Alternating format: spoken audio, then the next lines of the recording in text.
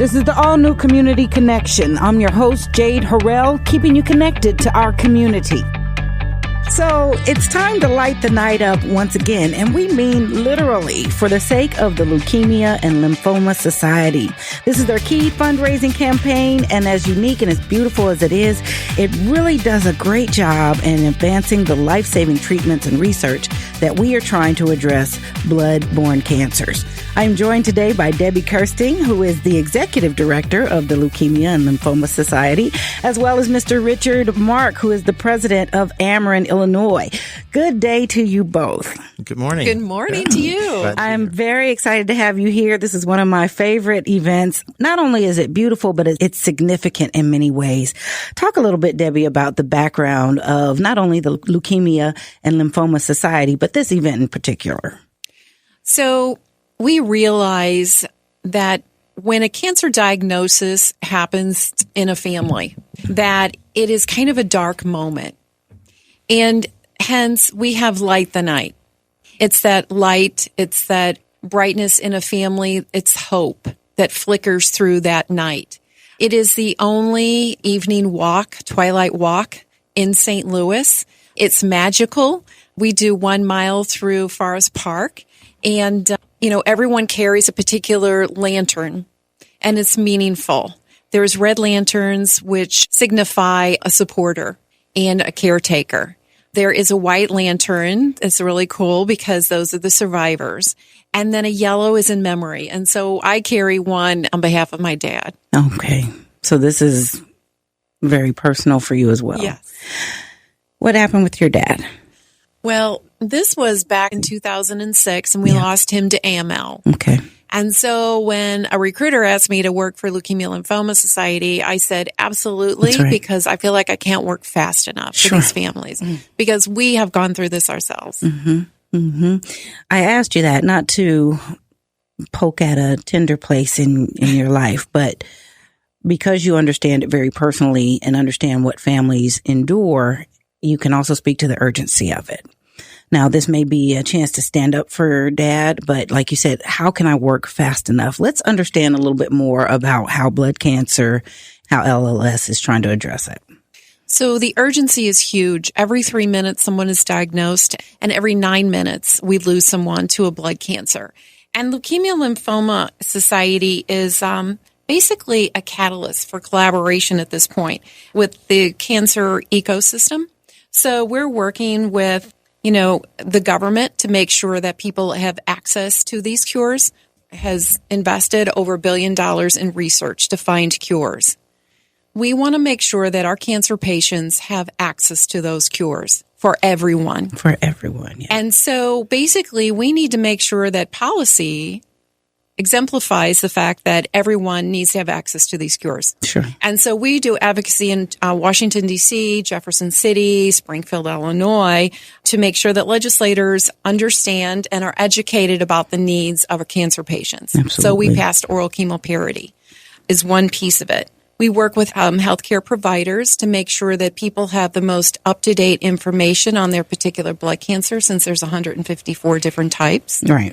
So you notice I didn't ask the question. So tell me, name the blood cancers. Yeah, yes. There are a few that may be familiar to some because of outreach and campaigns like this, and especially one that you're familiar with your father. So that is a broad window. However, if we're talking about blood, the research then can cover a great deal of territory if we can go ahead and get to the source of. And you're saying that there's cures that exist that we're aware of? Yes, we have. So there are different groups. It's leukemia, lymphoma, and myelomas. Hodgkin's lymphoma right now, if there is a curable cancer, it would be Hodgkin's lymphoma. But Leukemia Lymphoma Society is actually they're investing more research dollars into unmet medical needs, the multiple myelomas, the acute leukemias, the non-Hodgkin's lymphomas, because our patients are counting on us. And that's right. That's where we get the hope. Yes. We can totally see the hope. One, that it's happening, and our additional guests can speak to that. Where do you apply the energy and the resources first? And like you said, our patients here are counting on it. in these areas. We're seeing some glimmer of hope with Hodgkin's, Yes. but most certainly here, let's see if we can apply that as well to these other spaces. Well, I want to bring on our another guest. You guys called in a champion for this cause. He's laughing, but it's so true because you have not only a reputation, but you are most certainly known for and have put the work behind this reputation, your care and consideration for the people in this community. So we are joined as well by Mr. Richard Mark. Thank you for being here as well. Well, thank you. Let's talk about your part and role with this year's walk. As part of Ameren, Illinois, we are sponsors this year. I have been a past chair of the Light Tonight Walk. Been involved, I guess, now for about 7 years. Yes. Is that right? 7 years, Debbie. And, I guess my first experience, I was asked by a former CEO of Ameren, Tom Voss, to get involved.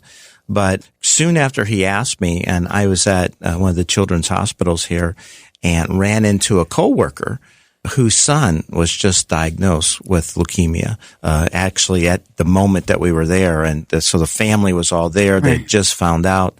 And I'm glad to say that little boy is now playing Little League baseball. All right. And has no signs of cancer. Is all done right. Extremely well.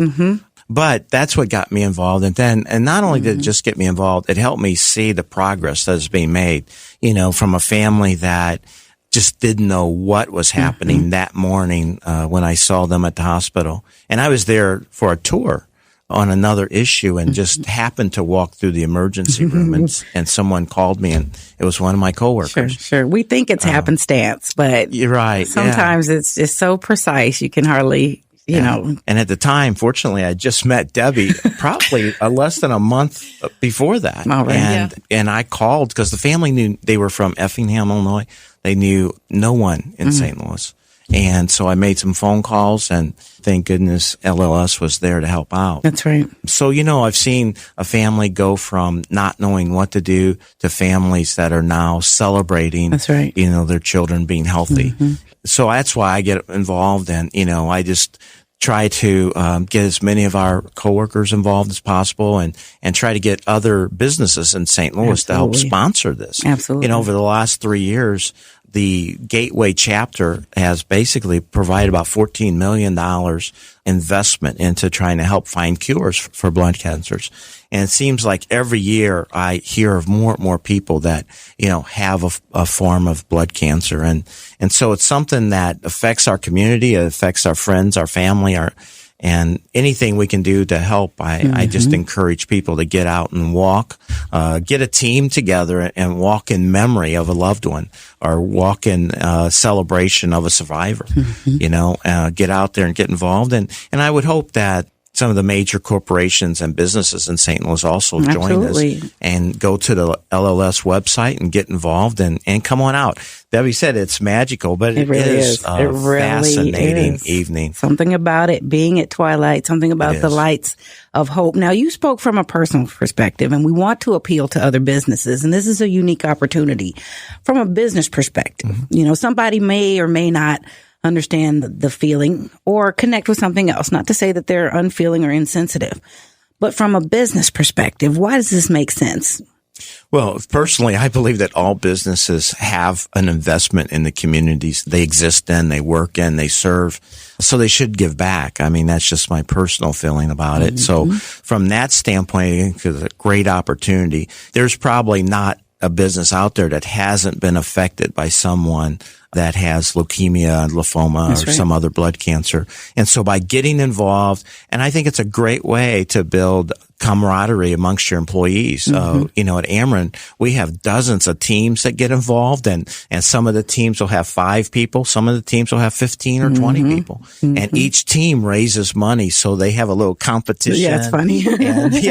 And we do competitions at work and maybe we have a blue jean day or, a cardinal shirt day and different things like that. And it builds a lot of camaraderie. One of our supervisors decided that he was going to have a dunking contest and he rented one of these dunking machines and let people throw balls and get dunked in it. But, it was a great opportunity, but it was fun. It was fun and it all went to a good cause. Absolutely. And I think of companies, if we want to build a better community, it takes all of us working together. It takes the residents, it takes the business community, it takes the political and public community. And if we can get together behind good causes like this, that would help make our communities and cities healthier. For sure. I think it benefits everyone. Well, for sure. And then you also know from your perspective that, that built camaraderie inside.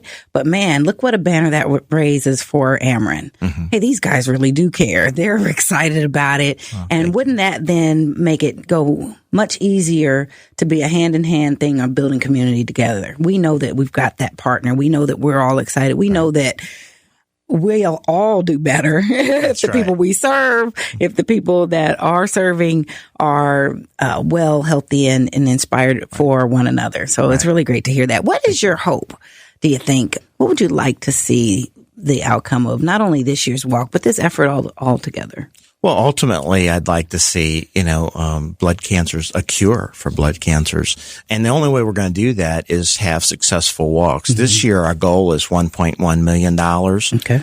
And I really think it's achievable. I mean, if we get corporations out there and the teams and even corporations that can help promote it internally to get the team out there, because those dollars go into the Gateway chapter and they all go right back into research. In our community, And, one of the things Debbie talked about was the oral chemotherapy, that the legislation that she helped get passed to make that possible. Yeah. Chemotherapy is really difficult on many people, especially young children, where they have to go in and have the typical infusion.